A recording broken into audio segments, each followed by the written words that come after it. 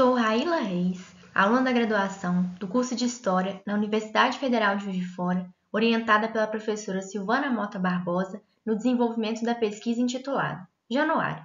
Quem foi essa mulher oculta na regência e no golpe da maioridade? No desenvolvimento da pesquisa, foram utilizados como fontes os jornais disponíveis no acervo da Hemeroteca Digital Brasileira, utilizando como recorte temporal os anos de 1830 a 1840. A hipótese que levanta é que pensar na figura de Januário entre os anos de 1835 a 1840 muda a maneira de enxergar o golpe da maioridade. Você já ouviu falar na princesa Dona Januária? Ela é uma das irmãs mais velhas de Dom Pedro II. Seu protagonismo se inicia ainda no período regencial, quando ela tinha apenas 14 anos.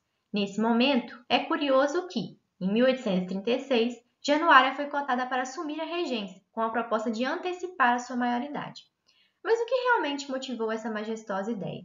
Essa majestosa ideia, como era chamada na época, é atribuída a Bernardo Pereira Vasconcelos, e as explicações mais contundentes sobre as suas motivações se encontram nos jornais da oposição aos januaristas, que argumentavam que, se Holanda Cavalcante tivesse ganhado as eleições para regente de 1835 e Vasconcelos tivesse alcançado algum cargo de poder nesse momento, Januária jamais teria sido cotada para ser regente durante esses anos. Essa explicação faz certo sentido, porque estamos falando de homens do século XIX, que acreditavam que as mulheres não teriam direito sequer de ser consideradas cidadãs, quem dirá governantes. Assim, esses homens pensavam que existia uma certa fraqueza inerente ao sexo feminino e, por isso, governariam por trás dessas mulheres. Assim, os opositores aos januaristas argumentavam que esses homens estariam se acobertando do nome da inocente princesa e Januária se tornaria mera marionete na mão desses homens. Outro fato curioso é que, em 1835, nos anais do Parlamento Brasileiro, é postulado que os infortúnios relacionados às eleições de regente cessariam em 1840, já que, nesse ano, Januária completaria 18 anos de idade, e segundo os artigos 126 e 144 da Constituição, ela teria o direito de assumir o trono, pois se trataria de uma situação em que o monarca, Dom Pedro II, estaria incapaz de assumir. Mas por que Januária não assumiu o governo em 1840? As explicações para esse fato se encontram em diversos jornais do período, que sintetizam muito bem o pensamento que se tinha sobre as mulheres nesse momento. Os homens acreditavam que essas mulheres eram fracas, débeis, incapazes de governar e também incapazes de aprender, devendo ser apenas guiadas. Elas deveriam se dedicar a funções da vida privada, que seriam a sua maior vocação, exercendo seus papéis de mães, esposas, donas de casa e também de filhas.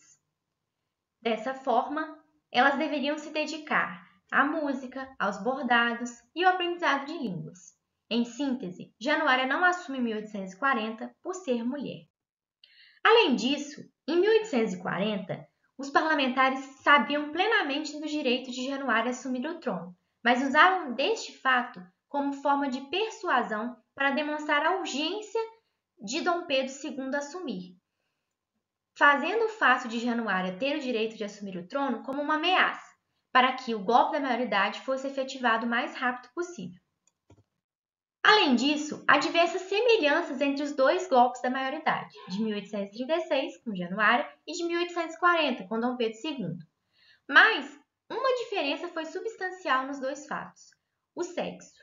Isso porque, em 1836, quando Januária foi cotada para a regência, os seus talentos foram questionados o tempo todo. No entanto, em 1840, foi declarada a urgência de colocar Dom Pedro II no poder. E se houveram defesas contrárias, as defesas a favor venceram. E em 1840, Dom Pedro II foi considerado o governante do país. Por fim, é possível concluir que o golpe da maioridade nem assim deveria chamar, porque antes de tudo ele é um golpe contra a princesa Dona Januária, que não assumiu o governo do Brasil por ser mulher.